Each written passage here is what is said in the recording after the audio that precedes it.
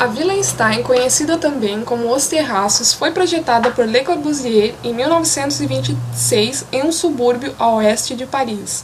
As primeiras propostas de Le Corbusier para a vila surgiram devido ao formato do terreno, uma faixa longa e plana com um arvoredo no meio do lado leste. A vila toma a forma de um bloco de laje maciça que atravessa o terreno transversalmente, dividindo em uma zona pública na parte da frente do bloco e uma área privada com um jardim particular ao fundo.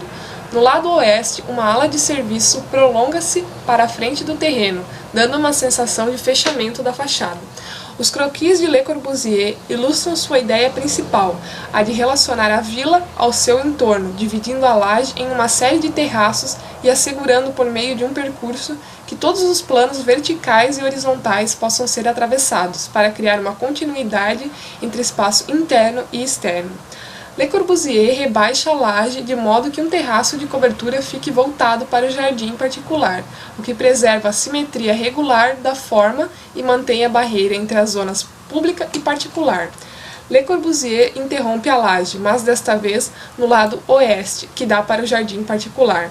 O resultado é uma cascata de terraço em direção ao jardim, criando um ritmo de planos horizontais que avança e recuam e no qual o espaço se desenvolve em cascata.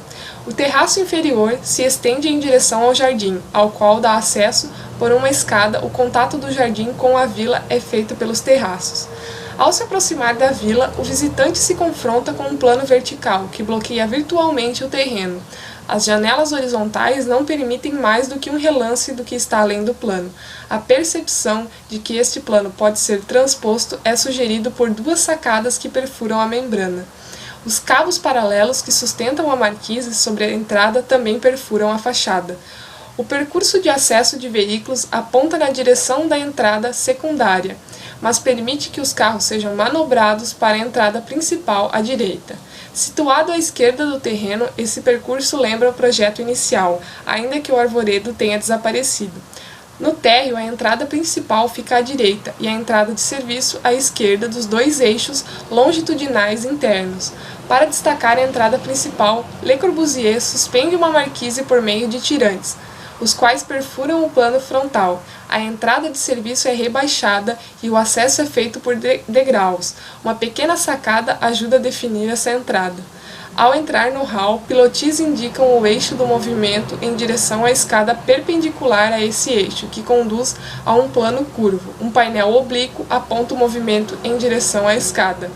Com uma sequência de experiências visuais no percurso em direção à vila e ao seu interior, exemplifica o método típico do mesmo de oferecer uma série de efeitos visuais contrastantes e inesquecíveis. Seguindo a vista externa da fachada de entrada, um plano vertical de composição audaciosa, o hall de entrada apresenta um cenário completamente diferente. Inicialmente, os quatro pilotis que definem o percurso de entrada enquadram o painel curvo de uma maneira ao mesmo tempo serena e digna. Essa sequência repousante é enriquecida pelo painel oblíquo imediatamente à esquerda. Como em grande parte da obra de Le Corbusier, planos oblíquos proporcionam um impulso direcional dinâmico no interior de uma distribuição ortogonal. No projeto de Le Corbusier, aplica 2 de seus 5 pontos da nova arquitetura, a janela em fita e o terraço-jardim.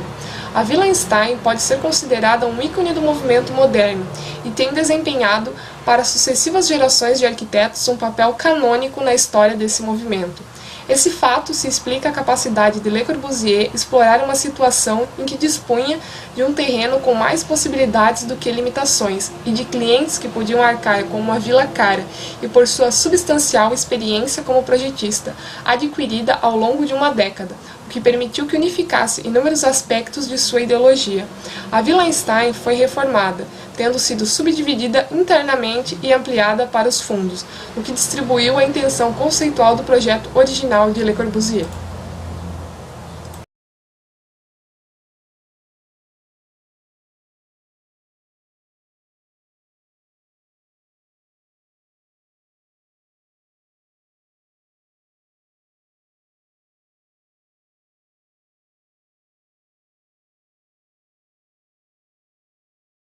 Created using Powtoon.